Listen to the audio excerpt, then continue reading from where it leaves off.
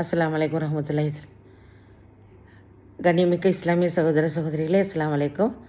மாற்று மத சகோதர சகோதரிகளே வணக்கம். எல்லோரும் எப்படி இருக்கீங்க? நல்லா இருக்கீங்களா? உங்களுக்கு நான் ஒன்று சொல்கிறேன். உங்களோட வருமானம் எழுதப்பட்டு விட்டது, உங்களோட வாழ்க்கை துணை எழுதப்பட்டு விட்டது, உங்களுடைய தொழில் எழுதப்பட்டு விட்டது, உங்களுடைய உணவு எழுதப்பட்டு விட்டது, உங்களுடைய மரணம் எழுதப்பட்டு விட்டது, எல்லாமே எழுதப்பட்டுருச்சு. அப்படி இருக்கும்போது நீங்கள் ஏன் கவலைப்படுறீங்க?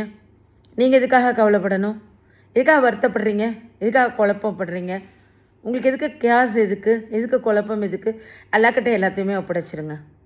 தீனை பற்றி பிடியுங்கள். அல்லாக்கிட்ட ஒப்படைச்சிட்டு உங்களோட தீனை பற்றி பிடிங்க.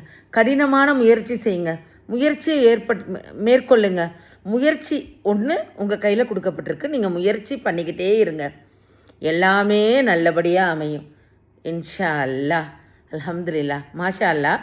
இதே மாதிரி நீங்கள் செஞ்சிட்ருக்கும் போது எல்லாமே அதுவாகவே நடக்கும்.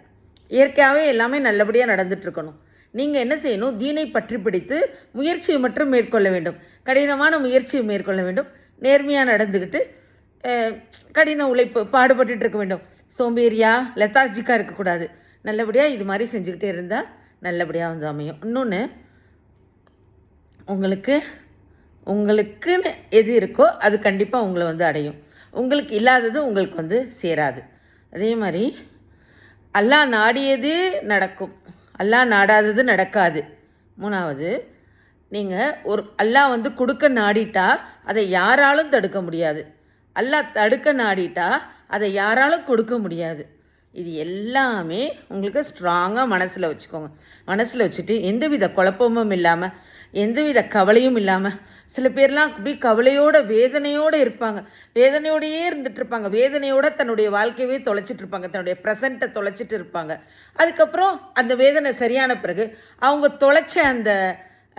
அவங்க தொலைச்ச அந்த இது கிடைக்குமா? நாட்கள் கிடைக்குமா? அவங்களுக்கான அந்த ப்ரெசண்ட்டை ஒரு நாளும் தொலைச்சிக்கிட்டே வந்திருப்பாங்க. கடைசியில் அவங்க வெற்றி காணுவாங்க. ஆனால் அவங்க கவலைப்பட்டு வேதனைப்பட்டு அவங்களுக்கு எல்லாம் நல்லது செஞ்சுருவான். ஆனால் அவங்களுக்கு அந்த இழந்த அந்த காலத்தை அவங்களால திருப்பி எடுக்க முடியுமா? எடுக்க முடியாது. அதனால நேர்மையான முயற்சி மட்டும் நீங்கள் செய்யுங்க. அல்லாஹ் என்ன சொல்கிறான்? ஒட்டகத்தை கட்டி போடு, அதுக்கப்புறம் நீ காவல்காரு அப்படின்னு சொல்கிறான். முயற்சி நம்மளோடது, முடிவு அல்லாஹ் கையில். எந்த நேரத்தில் எப்படி நமக்கு தரணுங்கிறது அவனுக்கு தெரியும். அதனால் அவன் நமக்கு நல்லபடியாக தருவான். அல்ஹம்துலில்லாஹ்.